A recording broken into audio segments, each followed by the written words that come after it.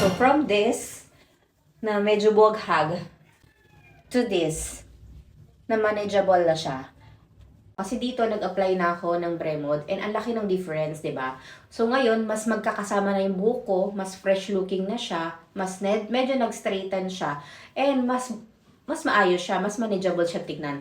Unlike dito sa buhok na to, na wala pa akong ina-apply. And tingnan nyo naman yung buhok ko. Maayos naman siya, pero hindi siya ganon ka bouncy and hindi siya ganon ka manageable. So, ngayon gagamit tayo nito.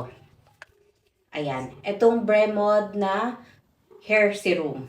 So, grabe, onti na lang siya. Actually, bumili na ako ng bago. Inuubos ko na lang to.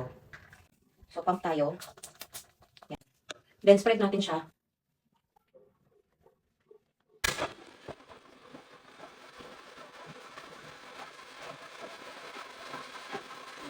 So, ito na yung hair natin. Oh. Diba? Medyo nag-straighten siya. Medyo nagsama-sama na sila. At saka mas hindi na siya buwaghag.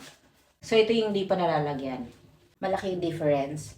Naging malaki yung changes ng hair ko nung ginamit ko to, diba? Ito yung hair ko bago gamitin ito.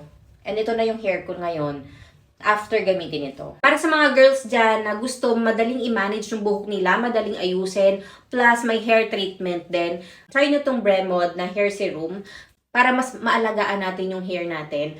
And yung output niya, katulad nito, manageable, fresh looking lang, healthy hair, yun yung effect niya sa buhok mo. And syempre, napapatibay niya yung mga strands para maiwasan yung hair fall. Kung kagaya mo rin ako na walang time masyado sa hair, and gusto mo yung on-the-go treatment lang para mas maging manageable yung hair mo, try mo din tong Bremod na hair care serum.